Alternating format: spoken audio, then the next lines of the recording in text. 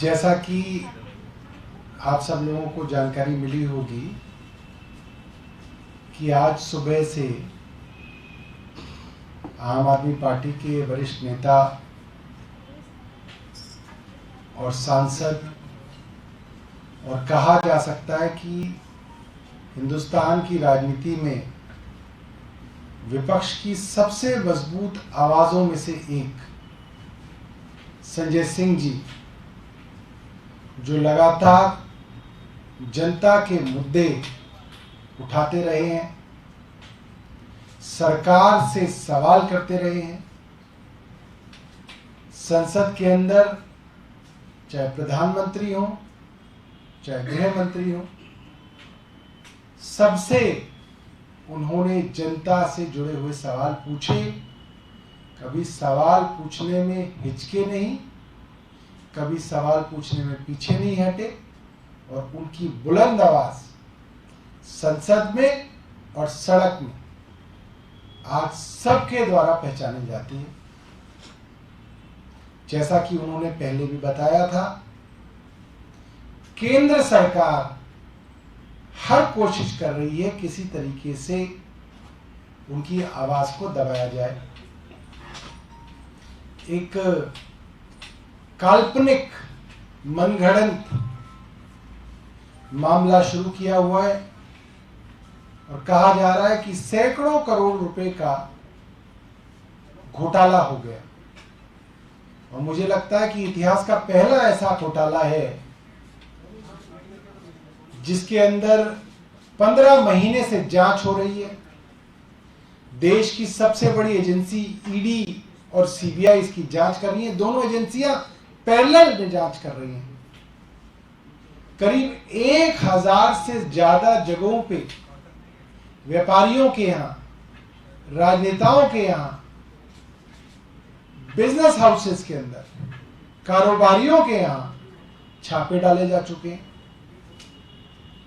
अब तक 1 रुपए की भी गैर कानूनी तरीके से बरामदगी नहीं हुई, 1 रुपए की भी।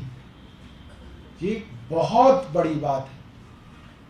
इतना बड़ा तथाकथित घोटाला हुआ, इतने सारे लोग इन्वॉल्व थे कि 1000 जगह तो आपने छापे डाल दिए और कहीं पे आपको एक इनक्रिमिनेटिंग एविडेंस नहीं मिला अभी तक। 1 रुपए की आपकी बरामदगी नहीं हो पाई और आप कह रहे हैं कि ये पैसा आया और ये पैसा गायब हो गया कहीं पे। ये कैसे संभव है? पैसा चलता है तो अपनी ट्रेल छोड़ता है। ये कैसा घोटाला है जो बिना ट्रेल के घोटाला चल रहा है? 1000 से ज्यादा जगह छापे डाले जा चुके हैं, 1 रुपए की बरामदगी नहीं हुई। अब संजय सिंह जी के घर पे छापा डाला गया है। मैं अभी बता रहा हूं आपको, 1 रुपए की हेराफेरी नहीं मिलेगी, मगर ईडी जब निकलेगी तो कहेगी हमें कुछ चीजें प्राप्त हुई हैं, हमने जो है कंप्यूटर और मोबाइल फोन ले लिए हैं, उसके अंदर काफी कुछ है। ये बात ईडी हर बार सोर्सेस के तहत प्लांट करती है, निकलता उसमें कुछ नहीं है।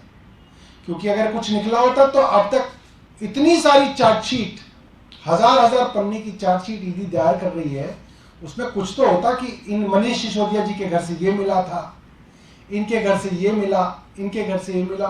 कोई चार्जशीट के अंदर नहीं है कि किसके घर से क्या मिला, क्या इनक्रिमिनेटिंग मिला। सिर्फ और सिर्फ कारण ये है कि अब भारतीय जनता पार्टी की केंद्र सरकार जा रही है।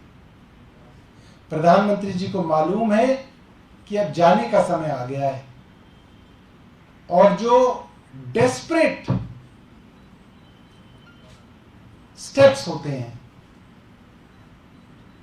आखिरी के मौके पे किसी तरीके से कुछ हो जाए, कुछ बच जाए, कुछ हमला करके कुछ मामला बन जाए उनका, वो फिलहाल किया जा रहा है। हम इस तरीके के छापों की घोर निंदा करते हैं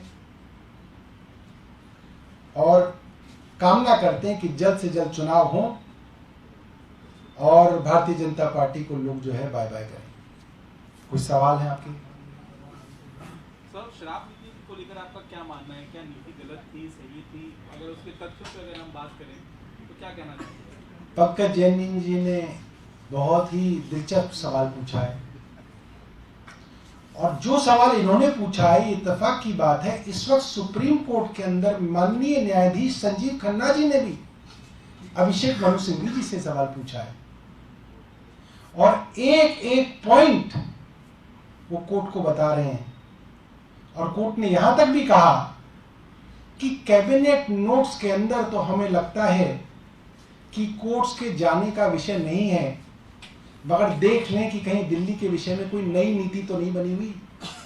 यानी कि कोर्ट ने भी मोटे तौर पे वर्बली ये बात कही। और जहां तक इस एक्साइज पॉलिसी का सवाल है, इस एक्साइज पॉलिसी के बारे में अभी अभी कोर्ट में कहा गया कि ये पॉलिसी 3 मिनिस्ट्रीज द्वारा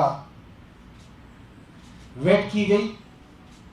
दिल्ली सरकार के लॉ डिपार्टमेंट ने वेट की, फाइनेंस डिपार्टमेंट ने वेट की, उसके बाद कैबिनेट से अप्रूव हुई, एलजी साहब के पास भेजी गई, एलजी साहब ने अपने कुछ रिकमेंडेशन दिए, उन रिकमेंडेशंस को लेके दोबारा से भेजी गई और एलजी साहब ने वो पॉलिसी पास की। अगर दिक्कत होती तो एलजी साहब को तो कोई दिक्कत नजर आती उसमें। और कोई सवाल? सर, बीजेपी ने प्रेस कॉन्फ्रेंस की है, गौरव भाटिया ने, उन्होंने एक चीज़ कही है कि बायां हाथ दायां हाथ दोनों ही जांच के घेरे में हैं अरविंद केजरीवाल के, और ये पहले मुख्यमंत्री हैं जो अपने घर पर इस तरीके से लेन देन की बात के लिए मीटिंग रखते हैं और कड़ियां से कड़ियां जोड़ रही है, हथकड़ी केजरीवाल तक पहुंच। असल में गौरव भाटिया जी उस वक्त समाजवादी पार्टी में थे। पहली बार हिंदुस्तान में हुआ था